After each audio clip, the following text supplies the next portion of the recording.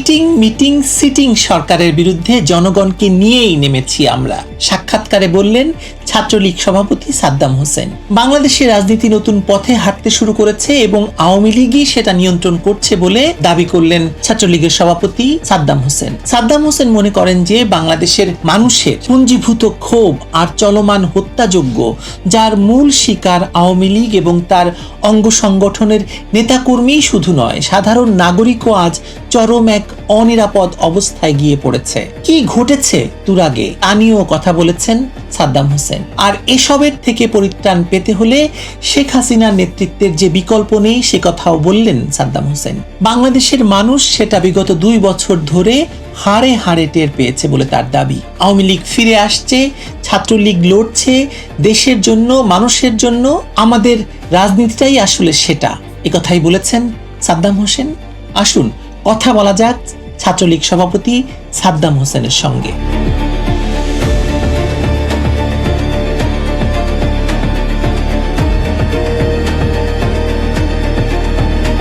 ধন্যবাদ সাদ্দাম হোসেন যোগ দেওয়ার জন্য। প্রথমেই আমি প্রশ্ন করতে চাই যে 2 বছর কেটে গেল, 2 বছর আপনারা মানে ক্ষমতা থেকে আপনাদেরকে উচ্ছেদ করার পরে 2 বছর পার হয়ে গেল, কি অবস্থা আপনার ছাত্রলীগের, আওয়ামী লীগের? এই 2 বছর তো শুধুমাত্র আওয়ামী লীগের জন্য পরীক্ষা সেটি নয়। বাংলাদেশ তো সাংবিধানিক রাজনীতি, গণতান্ত্রিক রাজনীতি, অন্তর্ভুক্তিমূলক রাজনীতি, নিরাপত্তা, প্রত্যেকটি বিষয়ে একটা বিপর্যয়কর অবস্থার মধ্য দিয়ে যাচ্ছে। যে কারণে আমি এটিকে দলীয় দৃষ্টিকোণ থেকে দেখি না। কারণ একটা রাষ্ট্রে যে কেউ ক্ষমতায় থাকতে পারে, আওয়ামী লীগ সরকারে থাকতে পারে, বিরোধী দলে থাকতে পারে, অন্য আরেকটি রাজনৈতিক দল গণতান্ত্রিকভাবে নির্বাচিত হয়ে আসতে পারে। এবং ভূমিকা রাখার সুযোগ রাজনীতিতে, যদি আমরা কল্যাণের কথা ভাবি, মানবতার কথা ভাবি, দেশের কথা ভাবি, সব জায়গা থেকে সুযোগ আছে। কিন্তু আজকে বাংলাদেশে কম্পিটিটিভ ডেমোক্রেসির জায়গা কোনো নেই। রাজনৈতিক দল হিসেবে আওয়ামী লীগের উপর নিষেধাজ্ঞা চাপিয়ে দেওয়া হয়েছে এবং যারা ক্ষমতায় বসেছে, ম্যান্ডেটটা আসলে জনগণের কাছ থেকে আসেনি। এটা বলার যথেষ্ট সুযোগ আছে যে এটা আসলে বিদেশি প্রভুদের ম্যান্ডেট। মুসলেকা দিয়ে যারা দেশ ছেড়েছে, তারা মুসলেকা দিয়েই আসলে তারা দেশে এসেছে। এবং যে কারণে এই 2 বছর ধরে যেটা চলছে, এই লুটপাট করার লাইসেন্স নিয়ে তারা কর্মকাণ্ড পরিচালনা করছে, আর এক ধরনের জঙ্গিবাদী শাসন ব্যবস্থা বাংলাদেশের উপর চাপিয়ে দেওয়া হয়েছে। এবং বাংলাদেশের দেশটা যে অবস্থায় দাঁড়িয়েছে, প্রত্যেকটা প্রতিষ্ঠানকে ভেঙে দেওয়া হয়েছে। সংসদ তো রঙ্গ তামাশার বিষয়বস্তুতে পরিণত হয়েছে। এখানে আদালত সম্পূর্ণভাবে নির্বাহী বিভাগের প্রেসক্রিপশনে চলছে। এবং তরুণ প্রজন্মের যে প্রত্যাশাগুলো রয়েছে, তরুণ প্রজন্ম কর্মসংস্থান চায়, সুশিক্ষা চায়, মানসম্মত জীবনযাপন চায়, সেখানেও তরুণ প্রজন্ম একটা উদ্বেগের মধ্যে সময় কাটাচ্ছে। অভিভাবকেরা যাদের ছেলেমেয়েরা স্কুলে যাক, কলেজে যাক, বিশ্ববিদ্যালয়ে যাক, নিরাপত্তা নিয়ে আতঙ্কে থাকে, বই পাবে কিনা সেটা নিয়ে উদ্বেগে থাকে, লেখাপড়া শেষ করে চাকরি পাবে কিনা সেটি নিয়ে গ্যারান্টি কোনো থাকে না। এবং দেশের বাইরে চলে যাওয়ার যে প্রবণতা আমাদের, বিশেষ করে আমাদের ছেলে মেয়েদের, সেটা অসম্ভব রকমের বেড়েছে। দেশি বিদেশি বিনিয়োগ দুটোর কোনোটি যেহেতু নেই, যে কারণে সবার মধ্যে একদম হতাশা কাজ করছে। যে কারণে আজকে এই 2 বছর প্রায় হতে চললো। এই 2 বছরে আমি মনে করি যে জনগণকে আসলে সাইড লাইনে ঠেলে দেওয়া হয়েছে এবং জনগণকে সাইড লাইনে ঠেলে দেওয়ার জন্য আওয়ামী লীগের উপর এই ফ্যাসিবাদী রাষ্ট্র ব্যবস্থা, সত্যিকার অর্থেই যদি যেটি ফ্যাসিবাদী রাষ্ট্র ব্যবস্থা গড়ে উঠেছে, সেটি আজকে তাদের পূর্ণাঙ্গ কর্তৃত্ব কায়েম করার চেষ্টা করছে। কিন্তু আমি মনে করি যে এই 2 বছরে আওয়ামী লীগের নেতৃত্বে, বিশেষ করে আওয়ামী লীগ সভাপতি বঙ্গবন্ধু কন্যা দেশরত্ন শেখ হাসিনার নেতৃত্বে, আমি মনে করি যে একটা জাতীয় জাগরণের দিকে আমরা যাচ্ছি, একটা গণতান্ত্রিক বিপ্লবের দিকে বাংলাদেশ যাচ্ছে। এবং বাংলাদেশের জনগণের কর্তৃত্ব জনগণের কাছে ফিরিয়ে দেওয়ার যে লড়াইটা, আশা যে ফুরিয়ে যায়নি। আমি মনে করি যে শেখ হাসিনার পদক্ষেপ, তার দীপ্ত উচ্চারণ, তার সাহসিকতা এবং সমস্ত প্রতিকূলতাকে মোকাবেলা করে জনগণকে বিজয় করার যে আকাঙ্ক্ষা আমরা দেখতে পাচ্ছি, আমি মনে করি যে এটাই আশার প্লাবন তৈরি করছে এবং মানুষের মধ্যে উন্মাদনা বাড়ছে। বাংলাদেশের মানুষের মধ্যে, বাংলাদেশের মানুষ আবার নতুন করে আশা। এটা কি এ কারণে যে ধরুন গত 2 বছর মানুষ কথা বলতে পারেনি, গত 2 বছর মানুষের মানে যে প্রতিশ্রুতি বা যে কথাগুলো বলা হয়েছিল মানুষের জীবনের পরিবর্তন, সেই পরিবর্তন তো হয়নি, বরং মানুষের পরিবর্তনটা অনেক নিম্নগামী হয়েছে। এই যে নিম্নগামী পরিবর্তন এবং এর ফলে একটা এবং সবচেয়ে বড় কথা, বাংলাদেশের মতো দেশ হচ্ছে খুবই রাজনৈতিক ভাবে মানে খুবই খুবই রাজনীতির সাথে অ্যাটাচড, কিন্তু গত 2 বছর কোনো রাজনীতি ছিল না। এ কারণেই কি ধরুন আওয়ামী লীগকে মানুষ খুঁজছে বা আওয়ামী লীগের অনুপস্থিতি বোধ করছে, নাকি আরো অনেক কারণ আছে? অনেকগুলো কারণ আছে, তবে আপনি যে বিষয়টি বললেন এটিকে অবশ্যই গুরুত্বপূর্ণ কারণ হচ্ছে যে একটা রাজনৈতিক দলের কাছে মানুষ পারফরমেন্স প্রত্যাশা করে। দুটো রাজনৈতিক দলের মধ্যে মানুষ তুলনা দেখে। বিরোধী দলে থাকলে দায়িত্বশীল ভূমিকা কতটুকু পালন করছে সেটা দেখে।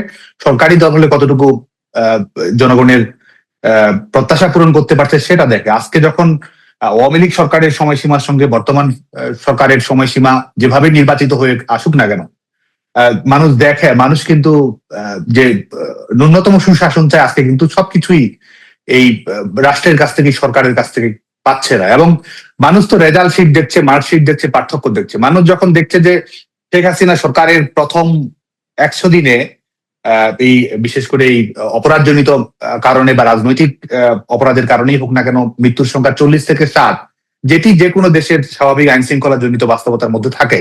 আর সেটি যখন অন্তর্বর্তীকালীন সরকার যেটি ছিল সেটি ছিল 630-এর মতো, বিএনপি সেটাকে ক্রস করছে 635। তার মানে আওয়ামী লীগের তুলনায় আইন শৃঙ্খলা রক্ষাকারীর পরিস্থিতিটা বাংলাদেশে আজকে কোন জায়গায় দাঁড়িয়েছে? মানুষ তো সরকারের কাছে প্রথমে যেটি চায়, নাগরিকদের গ্যারান্টি চায়, জীবনের গ্যারান্টি চায়। সাদ্দাম হোসেন, এই যে আপনি দুটো সরকারের কথা, 100 দিনের কথা বললেন, এবং দুটো সরকারের 100 দিনেই এই খুনের তালিকায় তো আপনাদের ছাত্রলীগ, আওয়ামী লীগ এবং আওয়ামী লীগের নেতাকর্মীদের সংখ্যা মানে অনেক অনেক, মানে হচ্ছে 605-এর মধ্যে নিশ্চয়ই আমার মনে হয় যে মানে এই সংখ্যাটা কত হতে পারে আপনার ধারণা? এটি তো আছেই, রাজনৈতিক হত্যাকাণ্ড তো ঘটছেই। এবং এই সর্বশেষ তো তুরাগে যে এক ধরনের পরিকল্পিত হত্যাকাণ্ড ঘটে গেল, সেটি তো আছেই। কিন্তু শুধুমাত্র রাজনৈতিক নয়, আইন শৃঙ্খলা ব্যবস্থায় কিন্তু সম্পূর্ণভাবে ভেঙে পড়েছে। আর আইন শৃঙ্খলা, মানুষের নিরাপত্তা কখন থাকবে? যখন পুলিশ হত্যার বিচার হবে না, যারা হত্যাকারী তাদেরকে ইন্ডেমনিটি দেয়া হবে, এবং যারা অপরাধমূলক কর্মকাণ্ডগুলো করছে তাদেরকে সুরক্ষা দিচ্ছে রাষ্ট্র, তাদেরকে সুরক্ষা দিচ্ছে সরকার, তাদেরকে সুরক্ষা দিচ্ছে তথাকথিত এক ধরনের যে প্রহসনের নির্বাচনের মধ্য দিয়ে পূর্ব নির্ধারিত ফলাফলের মাধ্যমে গঠিত একটা সরকারি রাজনৈতিক দল আর সরকারি বিরোধী দল। এই তাদের যে কর্মকাণ্ড, এই এই পুরো পরিস্থিতিটাই তো আসলে তাদের মাধ্যমে তৈরি হচ্ছে। এবং শুধুমাত্র কিন্তু আইন শৃঙ্খলা পরিস্থিতির অবনতি সেটা না, আজকে কিন্তু এই যে একটা ভয়ের পরিবেশ তৈরি করা হয়েছে, দমবন্ধ করার পরিবেশ তৈরি করা হয়েছে। রাষ্ট্রের সামান্য সমালোচনা করলেই আপনার ন্যূনতম জীবনের গ্যারান্টিটা থাকছে না।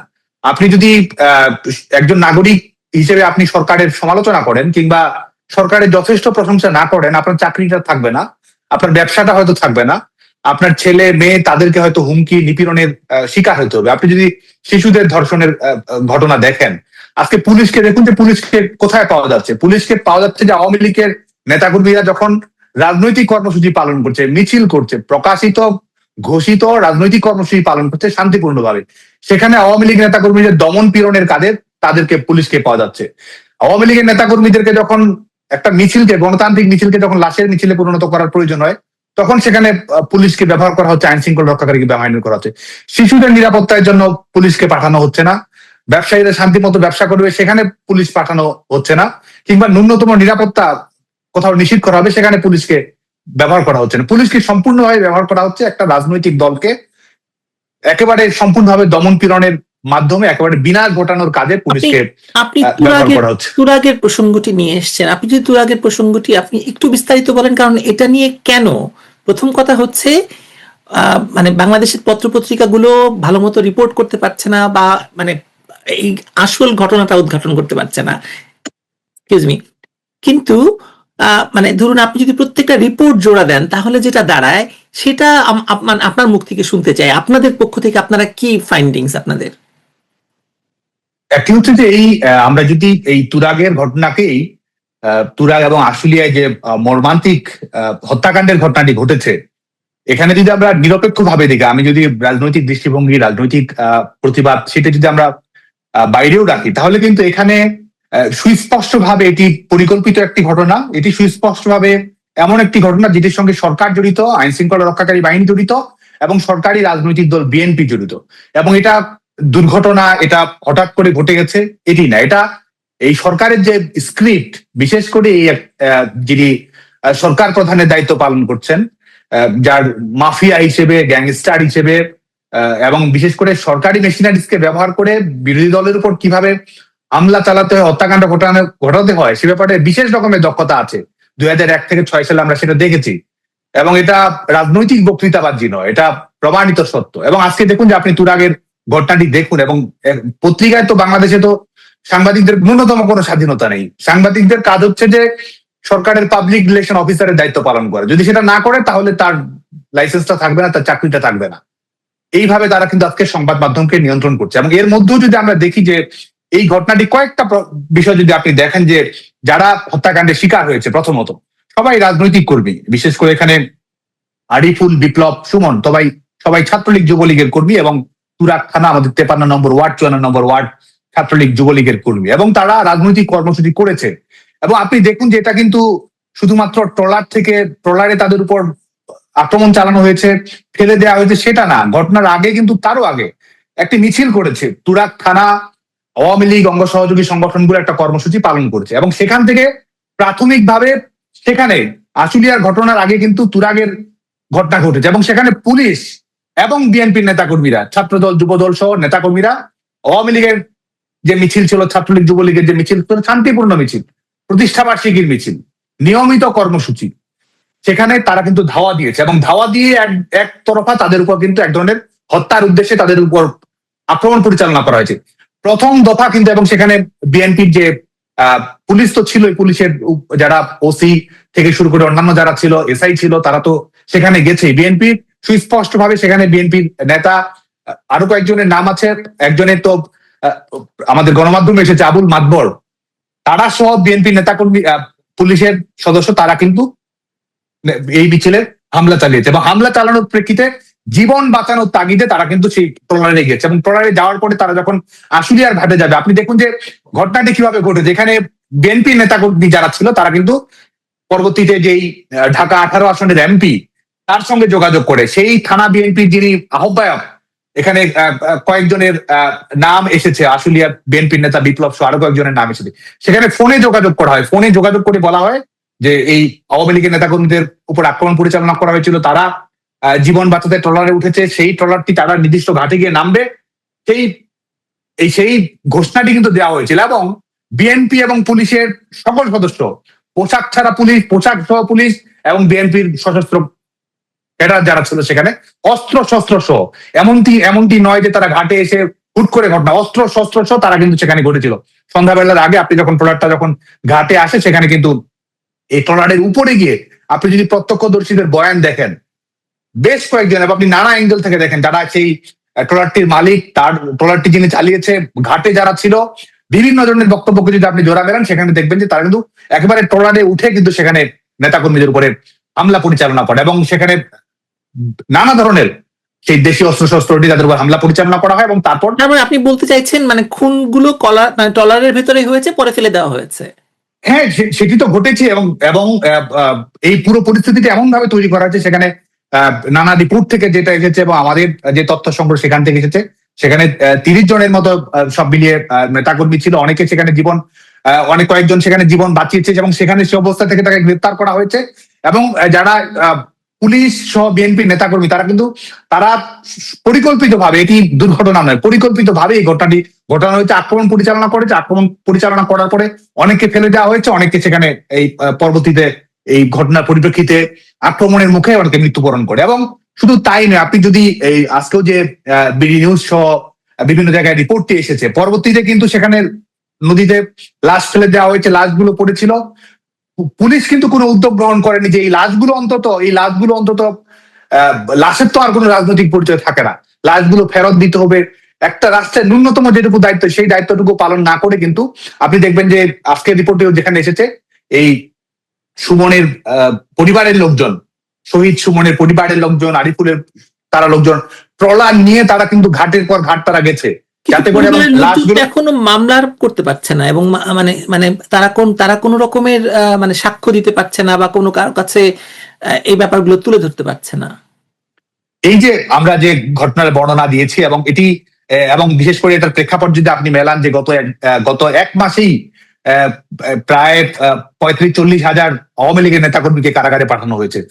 কারাগারের অভ্যন্তরে কারাগারের অভ্যন্তরে কিভাবে মৃত্যুবরণ করেছে, পুলিশের হেফাজতে কিভাবে মৃত্যুবরণ করেছে, এবং পিটিএ আক্রমণ চালিয়ে কতজনকে হত্যা করা হয়েছে। তার মানে সুস্পষ্টটা এটা রাজনৈতিক দল হিসেবে বিএনপির একটা একটা একটা রাজনৈতিক কর্মসূচি বলা যায় যে আওয়ামী লীগের নেতাকর্মীদেরকে এই কর্মসূচি তারা গ্রহণ করেছে।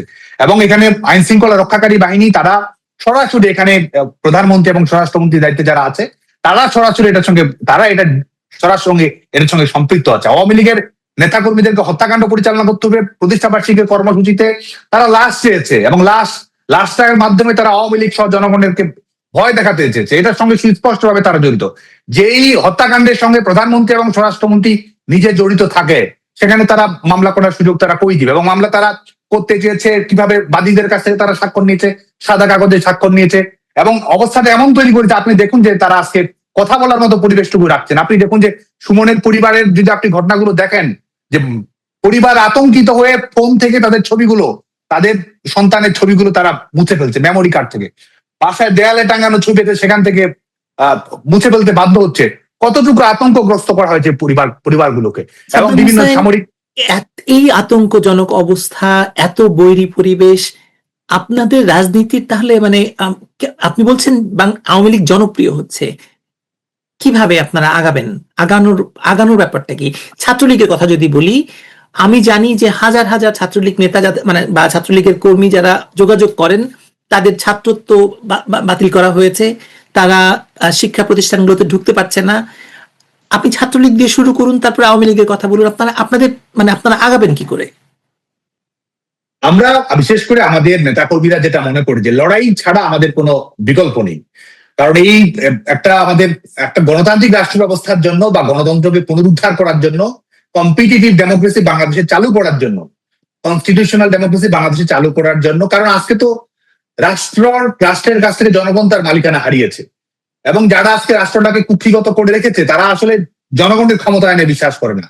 তারা দেশি বিদেশি প্রভুদের মাধ্যমে এই জঙ্গিবাদীদের পৃষ্ঠপোষকতায় এবং যেভাবে তারা পেছনের দরজা দিয়ে ক্ষমতা এসেছে এই ক্ষমতাটার সুরক্ষা তারা চায়, এবং সে কারণে আজকে যে পরিস্থিতিটা তৈরি হয়েছে, যে কারণে আমরা আমাদের গণতান্ত্রিক লড়াইয়ের কোনো বিকল্প নেই। এবং আমি যেটা বিশ্বাস করি যে আমাদের এই জনগণের সমর্থনের উপর ভর করে এবং সাংগঠনিক শক্তির উপর ভর করে, এবং একই সঙ্গে পাল্টা আঘাত তৈরি করতে হবে। কারণ যারা এই আমাদের উপরে আঘাত করছে, যারা আজকে সমস্ত রাষ্ট্রযন্ত্রকে ব্যবহার করছে রাজনৈতিক দলের দমন পীড়নের কাজে, আমরা মনে করি যে দেয়ালে পিঠ থেকে গেছে, এবং আমাদের এই জনগণের শক্তিতে এবং সাংগঠনিক শক্তির মাধ্যমে আমাদের এই রাষ্ট্র ব্যবস্থাকে আজকে চ্যালেঞ্জ করতে হবে, এই সরকার ব্যবস্থাকে চ্যালেঞ্জ করতে হবে, এবং এটার মাধ্যমে আজকে এই নিবেদন করে কোনো কিছু করার জায়গা এই সরকার রাখেনি, এই সরকার রাখবেও না। এবং কারণ সাদ্দাম হোসেন, আপনাদের শত্রুপক্ষ তো একজন নয়, আপনাদের শত্রুপক্ষ দেশীয় মানে ডিপ স্টেট, বিদেশি ডিপ স্টেট, তারপরে আপনাদের শত্রুপক্ষ মানে সুশীল সমাজের বিরাট অংশ, আপনাদের শত্রুপক্ষ জামায়াত, বিএনপি, এনসিপি, মানে রাজনৈতিক শত্রুপক্ষ। তো এত শত্রুপক্ষ মোকাবেলায় আপনাদের তো নিশ্চয়ই কোনো প্ল্যান আছে, আপনারা তো প্ল্যান নিয়ে আগাচ্ছেন, বোঝাই যাচ্ছে যে প্ল্যান আছে। আপনাদের মানে নেত্রী ঘোষণা করেছেন, টাইমলাইন দিয়ে দিয়েছেন, উনি ফিরবেন নিশ্চয়ই। মানে আমি সেই ব্যাপারটা একটু বিস্তারিত জানতে চাই আপনার কাছে, যতটুকু বলা যায়, কারণ সব প্ল্যান তো আপনারা বলবেন না। একটি হচ্ছে যে আওয়ামী লীগ কিন্তু প্রকাশ্যেই কর্মসূচি দিচ্ছে। আওয়ামী লীগ সভাপতি বঙ্গবন্ধু কন্যা শেখ হাসিনা কিন্তু রাজনৈতিক কর্মসূচি জনগণকে কেন্দ্র করেই দিচ্ছেন, এবং প্ল্যান সবকিছু এক প্রকার বলা যায় যে ওপেন। আওয়ামী লীগ কি করতে চায়, আওয়ামী লীগ কিভাবে কি ভাবছে, আওয়ামী লীগ কোনো কিছু গোপন রাখছেন।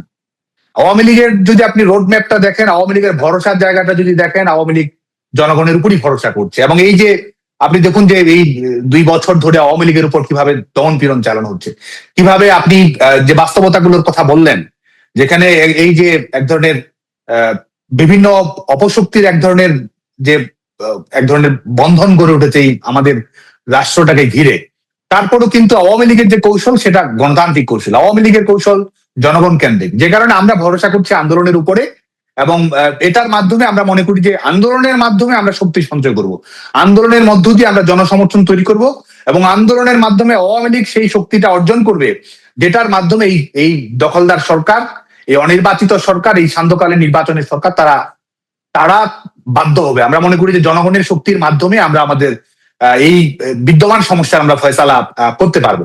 এবং একই সঙ্গে আজকে যখন এই গণতান্ত্রিক আন্দোলনটা শক্তিশালী হবে, আমি বিশ্বাস করি যে আমাদের বিভিন্ন পেশাজীবী গোষ্ঠী, আমাদের সাংবাদিক, আমাদের আইনজীবী, আমাদের শিক্ষক সমাজ, আমাদের নারী সমাজ এবং একই সঙ্গে আন্তর্জাতিক ভাবেও আমাদের ধাপে ধাপে আমরা মনে করি যে যারা একটা গণতান্ত্রিক রাষ্ট্র ব্যবস্থা চায়, অধিকার ভিত্তিক রাষ্ট্র ব্যবস্থা চায়, নাগরিকদের অধিকারের সুনিশ্চয়তা চায়, আমরা মনে করি যে আওয়ামী লীগ সেই সমর্থন অর্জন করতে পারবে। আমি বিশ্বাস করি যে আওয়ামী লীগ যে পরিকল্পনা নিয়ে এগুচ্ছে এটা আসলে জনগণের পরিকল্পনা, এটার রোড ম্যাপ, এটার টাইম লাইন জনগণই নির্ধারণ করবে এবং শেখ হাসিনার কৌশল সুস্পষ্ট ভাবে সেটাই। সাদ্দাম হোসেন হাম আক্রান্ত হয়ে ইতিমধ্যে প্রায় সরকারি হিসেবেই প্রায় 650 শিশু মারা গেছে, কিন্তু এই হামের মানে এই কারণটি মানে হাম আক্রান্ত হওয়ার যে কারণ আছে সেই কারণের সঙ্গে আন্তর্জাতিক সম্প্রদায় বলছে যে এটার সঙ্গে ডক্টর ইউনূস এবং তার উপদেষ্টারা জড়িত। কিন্তু উনি এখন এই মানে যেখানে ওনার বিচার হওয়ার কথা ছিল, প্রোব হওয়ার কথা ছিল ওনার বিরুদ্ধে, সেখানে উনি জন্মদিন করছেন, নাচ গানা করছেন, মানে দেশে ধর্ষণের মানে মহামারী আকার ধারণ করেছে। অথচ দেশে এসব নিয়ে প্রতিবাদ নেই, প্রতিরোধ নেই, প্রতিরোধ করার মতো কোনো রাজনীতি নেই। আওয়ামী লীগ সবসময় মানুষের এই অসহায়ত্ব ঠেকানোর রাজনীতি করেছে, আমরা জানি। নিজেদের ভয়ঙ্কর অবস্থার ভেতরেও মানে আওয়ামী লীগকে এসব নিয়ে এখন কথা বলতে দেখা যাচ্ছে। মানে আপনারা কিভাবে মানুষের পাশে দাঁড়ানোর কথা ভাবছেন? আমের যে মৃত্যুর মিছিল বাংলাদেশে, এটা একটা কোনো এই অসুখে মৃত্যু কিংবা কোনো স্বাস্থ্যগত বিপর্যয় বিষয়টা তো আর সেটার মধ্যে সীমাবদ্ধ নেই। আপনি কাউকে যখন মৃত্যুকূপের মধ্যে 50 জনকে ফেলে দিবেন, তো সেটা তো নিশ্চিত মৃত্যু। আপনি যখন নিশ্চিত মৃত্যুর মুখে ঠেলে দিবেন, সেটার তো পরিকল্পনা আছে, যে কারণে যেটি ঘটছে এটা সম্পূর্ণভাবেই কাঠামোগত হত্যাকাণ্ড। আওয়ামী লীগ কিংবা সার্বিকভাবে বাংলাদেশের একটা সুনাম আছে, বিশেষ করে এই টিকাদানের ক্ষেত্রে, এবং বাংলাদেশ কিন্তু এক ধরনের গ্লোবাল আইকন। টিকাদান কিভাবে দিতে হয়, শিশুদের মৃত্যুর হার কিভাবে কমিয়ে নিয়ে আসতে হয়, শিশু স্বাস্থ্য, মাতৃস্বাস্থ্য, এগুলোর সুরক্ষা কিভাবে নিশ্চিত করতে হয়। আওয়ামী লীগ সরকার, বিশেষ করে আওয়ামী লীগের সরকারের প্রধানমন্ত্রী বঙ্গবন্ধু কন্যা দেশরত্ন শেখ হাসিনা গোটা বিশ্বের কাছে এক ধরনের দৃষ্টান্ত তৈরি করেছিলেন। তিনি ভ্যাকসিন হিরো হয়েছিলেন। আজকে বাংলাদেশ তো ভ্যাকসিন জিরোর বাংলাদেশ।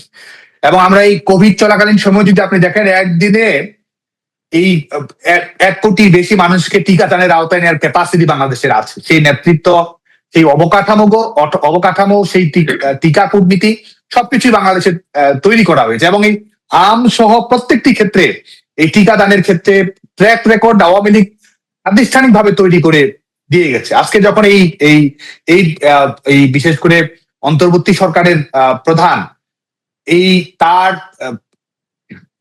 তার এই পরিকল্পনা শিশুদেরকে নিশ্চিত মৃত্যুর দিকে তিনি ঠেলে দিয়েছেন। এবং বিএনপি সরকারও, এই যে নতুন সরকারটি গঠিত হয়েছে বিনা ভোটের সরকার, তারাও কিন্তু এই যে চ্যালেঞ্জটি আছে, আপনি অন্তর্বর্তী সরকারের একক ব্যর্থতা আমি সেটি বলবো না, আমি মনে করি যে এটি যৌথ ব্যর্থতা। এই অন্তর্বর্তী সরকারের এখনো পর্যন্ত কিন্তু পর্যাপ্ত টিকা আনা হয়নি এবং এখনো পর্যন্ত শিশুদের টিকা দেওয়া হচ্ছে না, টিকা কর্মসূচি সেভাবে পরিচালিত হচ্ছে না। সুস্পষ্ট ভাবে সেটাই সত্য। এবং এই শিশু মৃত্যুর দায় এই অন্তর্বর্তী সরকারের প্রধান ডক্টর ইউনূস এবং এই প্রশাসনের নির্বাচনের সরকার প্রধান মুসলেকা দেয়া প্রধানমন্ত্রী তারেক জিয়া, তাদের দুজনকেই নিতে হবে।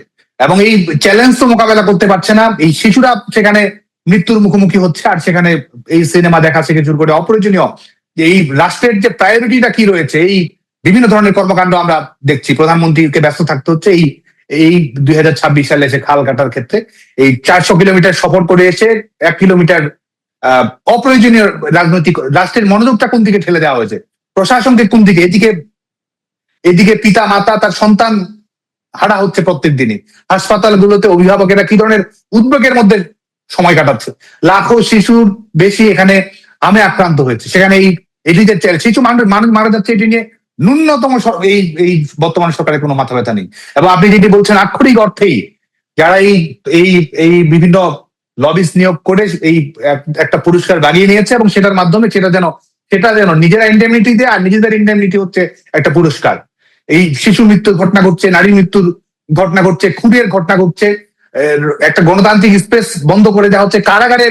কারাগারগুলো যেখানে নিরাপদ থাকার কথা, সেখানে কারাগারে কিভাবে মৃত্যুর ঘটনা হচ্ছে, মবের হাতে কিভাবে মৃত্যুর ঘটনা হচ্ছে, নারীরা কিভাবে নিপীড়নের শিকার হচ্ছে, পুলিশ হেফাজতে আপনি কিভাবে মৃত্যুর শিকার হচ্ছে। আপনি শুধু তুরাগের ঘটনা কেন, আপনি ফরিদপুরের ঘটনা যদি দেখেন, ইশতিয়াক আহমেদ প্রান্ত, ফরিদপুরে আইন কলেজের শিক্ষার্থী, ছাত্রলীগের কর্মী, এবং তার যেহেতু বাবা মৃত, সেখানে তার পরিবারের দায়িত্ব গ্রহণ করতো, রাজনৈতিক ভাবে সচেতন থাকার পাশাপাশি চিনি কলে কাজ করতো পার্ট টাইমে, যাতে করে পরিবারকে সাপোর্ট দিতে পারে। আজকে দেখুন যে তাকে কিভাবে 5 ঘন্টা তুলে নিয়ে কিভাবে ডিবি হেফাজতে তাকে নিশ্চিত মৃত্যুর দিকে তাকে ফেলে দেওয়া হয়েছে, রীতিমতো হত্যা করা হয়েছে। এবং এই হত্যাগুলো কি, এটাও কি ঘটে গেছে? এখানে এখানে স্বরাষ্ট্র মন্ত্রণালয় থেকে নির্দেশনা দেওয়া হয়েছে পুলিশকে যে আমরা লাশ চাই, আওয়ামী লীগের নেতাকর্মীদের লাশ চাই, সেটার মাধ্যমে এদেরকে দমিয়ে রাখতে হবে। এবং সরকার প্রধানের প্রায়োরিটি এটা, সরকার প্রধান লাশ দেখতে চায়, সরকার প্রধান আওয়ামী লীগের নেতাকর্মীদের উপর দমন পীড়ন হবে সেটা কত বেশি বৃদ্ধি পাচ্ছে সেটি তারা দেখতে চায়। এই তাদের কাছে সাকসেস স্টোরি কি? সাকসেস স্টোরি তারা এটা বলবে যে এই মৃত্যুর সংখ্যাটা এত, আমে এতজন মৃত্যু হয়েছে, খুনে মারা যাচ্ছে 100 দিনে 600 জন, এগুলো তাদের কাছে সাকসেস স্টোরি। দুর্নীতিকে কিভাবে আসে আপনি দেখুন যে এই আগে তো দুর্নীতিতে চ্যাম্পিয়ন হয়েছে, এখন দুর্নীতিকে এক ধরনের কিভাবে এটিকে এক ধরনের বৈধ করা হচ্ছে। আজকে সরকার প্রধান নিজেই ঘোষণা দিচ্ছে যে এটি করবে না, সম্ভব না, দুর্নীতি নিরসন করা সম্ভব না।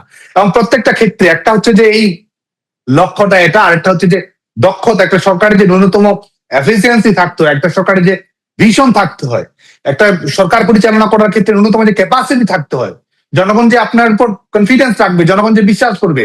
আজকে মানুষ তো দেখতে পাচ্ছে যে যাদের একটা এই সরকারের যে দক্ষতা, এই সরকারের দক্ষতা দেখে তো বাংলাদেশের মানুষ জানে যে এই ঘটনাগুলোই ঘটবে, মানুষ জানে যে তাদের কোনো সমস্যার সমাধান হবে না। এই দক্ষতা নিয়ে যখন প্রশ্ন কথা বললেন, ধরেন কোন এক রাজনৈতিক ব্যক্তিত্বকে জিজ্ঞেস করা হয়েছিল হোয়াট ইজ পলিটিক্স, রাজনীতি কি, উনি বলেছেন মানুষের পুঞ্জীভূত ক্ষোভ সেটাই পলিটিক্স। রাজনৈতিক দলগুলো এই পুঞ্জীভূত ক্ষোভকে রাজপথে নিয়ে আসে এবং আন্দোলন করে, সেটাই আসলে রাজনীতি। বাংলাদেশে এই মুহূর্তে তারপরে ধরুন বিদ্যুৎ, বিদ্যুতে একটি রাষ্ট্র যখন স্বয়ংসম্পূর্ণ হয়েছিল, এখন ঘন্টার পর ঘন্টা লোডশেডিং এবং ঘন্টার পর ঘন্টা মানুষ খেলা দেখতে পাচ্ছে না। এই অভিযোগের এই বিদ্যুৎ কেন্দ্র ইয়েগুলো অফিসগুলোকে আক্রমণ করার পর্যায়ে চলে যাচ্ছে।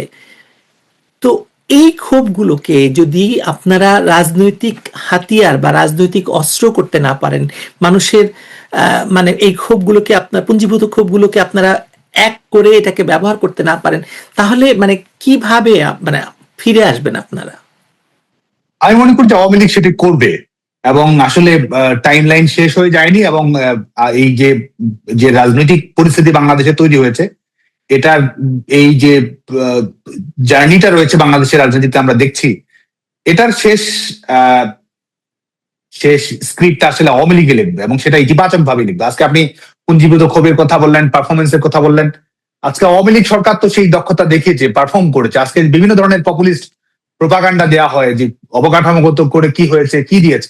আওয়ামী লীগ সরকার, শেখ হাসিনা সরকার এই রাষ্ট্র পরিচালনা করেছে। 35 ভাগ মানুষ বিদ্যুৎ পেত, 100 ভাগ মানুষ বিদ্যুৎ করে দিয়েছে বঙ্গবন্ধু কন্যা দেশরত্ন শেখ হাসিনা সরকার। 700-800 মার্কিন ডলার মাথাপিছু আয় ছিল, সেটাকে 1824 মাথাপিছু আয় মার্কিন ডলার করেছে। এটা কি আওয়ামী লীগের নেতাকর্মীদের মাথাপিছু আয় বেড়েছে, না বাংলাদেশের জনগণের বেড়েছে? না বাংলাদেশের জনগণের এই সক্ষমতা তৈরি হয়েছে? আমাদের জিডিপি আমাদের কত গুণ বেড়েছে, আমাদের বাজেট কত গুণ বেড়েছে, আমাদের দারিদ্র 40% মানুষ, বাংলাদেশের মানুষ দরিদ্র ছিল, সেটাকে 20%-এর নিচে আওয়ামী লীগ সরকার নিয়েছে। আওয়ামী লীগ সরকার সেটি করেছে। এবং আপনি আরেকটি যেটি বললেন যে সঠিক, সেটি রাজনৈতিক দলের কাজই তো এটা। সরকার যখন ব্যর্থ হবে, সরকারের লক্ষ্য যখন জনকল্যাণ থাকবে না, সরকারের লক্ষ্য যখন থাকবে নিজেদের ব্যাংক ব্যালেন্স বাড়ানো, জনগণের অর্থনৈতিক সুরক্ষা নিশ্চিত করা না, তখন তো অবশ্যই মানুষের মধ্যে সেই পুঞ্জীভূত ক্ষোভের বহিঃপ্রকাশ আমরা দেখতে পাচ্ছি। আজকে আওয়ামী লীগ ক্ষমতায় নেই, শুধুমাত্র আওয়ামী লীগের নেতাকর্মীরা দমন পীড়নের শিকার হচ্ছে, খারাপ আছে, সেটি তো না। গোটা দেশের মানুষ তো আজকে বিপর্যয়, চাকরি হারাচ্ছে কারা? আজকে যখন ছেলেমেয়েরা লেখাপড়া করার সুযোগ পাচ্ছে না কারা? তারা তো বাংলাদেশের সাধারণ পরিবারের ছেলেমেয়েরা, সাধারণ মধ্যবিত্ত, নিম্ন মধ্যবিত্ত, শ্রমিক, কৃষক, তাদের সন্তানেরাই তো আজকে এই বিপর্যয়ের শিকার হচ্ছে। সেখানে সেই মানুষের মধ্যে সেই পুঞ্জীভূত ক্ষোভ আছে, এবং এই পুঞ্জীভূত ক্ষোভের বহিঃপ্রকাশ বাংলাদেশে হবে। এবং এটিকে সঠিকভাবে রিড করতে পারা, সেটিকে সঠিকভাবে পরিচালনা করতে পারা, এই রাজনৈতিক কর্মসূচিগুলো নির্ধারণ করা, আন্দোলনের গতিটা নির্ধারণ করা, আমি বিশ্বাস করি যে এটা বঙ্গবন্ধু কন্যা দেশরত্ন শেখ হাসিনা সেই ধাপে ধাপে তিনি তৈরি করছেন। এবং এখানে শুধুমাত্র আওয়ামী লীগ সভাপতি হিসেবে তিনি রোল প্লে করছেন সেটা আমি মনে করি না। আজকে যদি আপনি তার কাজের ধরন দেখেন, বাংলাদেশের এই এত বিপর্যয়, এত আওয়ামী লীগের নেতাকর্মীদের উপর দমন পীড়ন, এত চ্যালেঞ্জ, দেশি বিদেশি ষড়যন্ত্র প্রত্যেকটি দিনে মোকাবেলা করছেন, তৃণমূলের নেতাকর্মীদের সঙ্গে যোগাযোগ করছেন। যারা আক্রান্ত হচ্ছে, শুধুমাত্র আওয়ামী লীগের নেতাকর্মী নয়, যারাই বাংলাদেশে আক্রান্ত হচ্ছে তাদের সঙ্গে তিনি সংযোগ তৈরি করছেন এবং রাজনৈতিক পলিটিক্যাল কমিউনিকেশনের নতুন নতুন ধারা তিনি তৈরি করছেন। জনগণকে তিনি ঐক্যবদ্ধ করছেন, যে জনগণ যে পরাজিত হতে পারে না সেই আশাটা তিনি তৈরি করেছেন। আমি বিশ্বাস করি যে আজকে দল ধাপে ধাপে প্রস্তুত হচ্ছে, জনগণের যে পুঞ্জীভূত ক্ষোভের ধাপে ধাপে বহিঃপ্রকাশ সেটি হচ্ছে, এবং যে দেশি আমাদের যে সমর্থনটি প্রয়োজন সেই সমর্থনটিও তৈরি হচ্ছে, এবং আমাদের নেতাকর্মীরাও আসলে এই আন্দোলন সংগ্রামের জন্য যে মানসিক প্রস্তুতি, রাজনৈতিক প্রস্তুতি, সাংগঠনিক প্রস্তুতি সেটিও তারা সম্পন্ন করার পক্ষে রয়েছে। এই সবগুলোর সম্মিলিত যোগফলের মাধ্যমে আমি বিশ্বাস করি যে এই পুঞ্জীভূত ক্ষোভকে একটা রাজনৈতিক একটা বিপ্লবে রূপান্তর করার মতো সক্ষমতা আওয়ামী লীগের আছে এবং আওয়ামী লীগ সেটি করবে। শেষ প্রশ্ন সাদ্দাম হোসেন, আওয়ামী লীগ ফিরছে মানে, আর শেখ হাসিনা ঘোষণা দিয়েছেন, তার টাইমলাইন দিয়েছেন, এরকম একটা আতঙ্ক এখন সরকার মানে তথাকথিত বিরোধী দল সর্বত্র, এবং এমনকি বিদেশি লবিস্ট যারা আছেন তারা পর্যন্ত আগলি কুৎসিত সব মন্তব্য সমেত মানে সোশ্যাল মিডিয়াতে সরব হয়েছেন। আমি নাম বলতে চাই না, আপনি বুঝতে পারছেন কার কথা বলছি। অনেকেই বলছেন যে আওয়ামী লীগ তো ছিলই, তাই তো আওয়ামী লীগের ফেরার প্রশ্ন নয়, বরং আওয়ামী লীগ কতটা শক্তিশালী হয়ে ফিরবে সেই প্রশ্ন করা দরকার। আপনার কি মনে হয় 2 বছরে আপনারা কতটা শক্তি অর্জন করলেন? আজকে দেখুন যে সেই শক্তিটা আওয়ামী লীগ খুব দৃঢ়তার সঙ্গে সুসংহত ভাবেই আওয়ামী লীগ অর্জন করে চলেছে। এবং আপনি যেটি বলেন যে আতঙ্কিত কারা, যারা ইনডেমনিটি পাস করে নিজেদের খুনকে বৈধ করেছে, বিচার করা যাবে না, তদন্ত করা যাবে না। এই যে জুলাই আগস্টে যারা হত্যাকাণ্ডের শিকার হয়েছে, এই জঙ্গিবাদীদের হাতে বিএনপি জামায়াতের মেটিকুলাস ডিজাইনের মাধ্যমে যারা হত্যাকাণ্ডের শিকার হয়েছে, শিশুরা হত্যাকাণ্ডের শিকার হয়েছে, কিভাবে টার্গেট কিলিং করা হয়েছে, কিভাবে দেশি বিদেশি জঙ্গিদেরকে ব্যবহার করা হয়েছে, আজকে সেই শিশুদের প্রতি কিন্তু কোনো দরদ নেই। যে মা তার সন্তান হারিয়েছে তাদের প্রতি কিন্তু তাদের কোনো দরদ নেই, যে কারণে তারা ইনডেমনিটি দিয়েছে। যারা শিশুদের হত্যা করেছে এবং ইনডেমনিটির মাধ্যমে নিজেদের সুরক্ষা নিয়েছে তারা আজকে আতঙ্কিত। যারা আজকে রাষ্ট্রযন্ত্রকে ব্যবহার করে নিজেদের ব্যাংক ব্যবসার লাইসেন্স নিয়েছে, যারা বিভিন্ন ব্যবসা নিয়েছে, হসপিটাল নিয়েছে, বিশ্ববিদ্যালয় নিয়েছে, জনশক্তি রপ্তানির লাইসেন্স নিয়েছে, তারা আজকে আতঙ্কিত। যারা সরকারি কোষাগার শেয়ার বাজার লুট করেছে তারা আজকে আতঙ্কিত। যারা জনগণের ম্যান্ডেট ছাড়া এমপি হয়েছে, স্বঘোষিত মন্ত্রী প্রধানমন্ত্রী হয়েছে, যারা এক ধরনের দেশে তো না লন্ডনে মিটিং করে কারা কিভাবে সব মিটিং সিটিং করেছে, তারা আজকে আতঙ্কিত। বাংলাদেশের মানুষের মধ্যে আমি মনে করি যে শেখ হাসিনা যে ঘোষণা দেন তিনি দ্রুততার সঙ্গে ফিরবেন।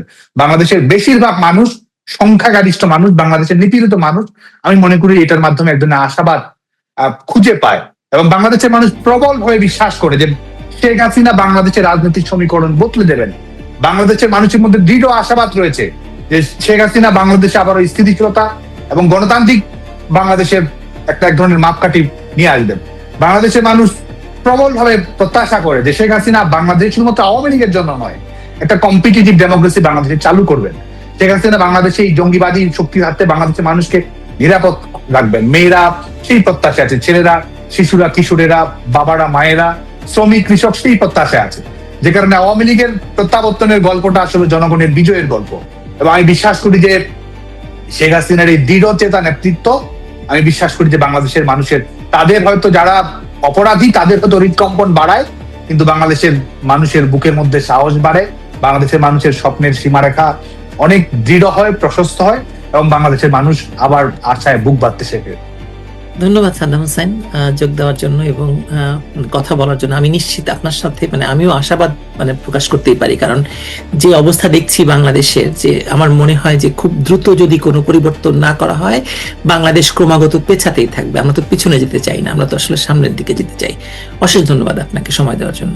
ভালো থাকবেন। ধন্যবাদ।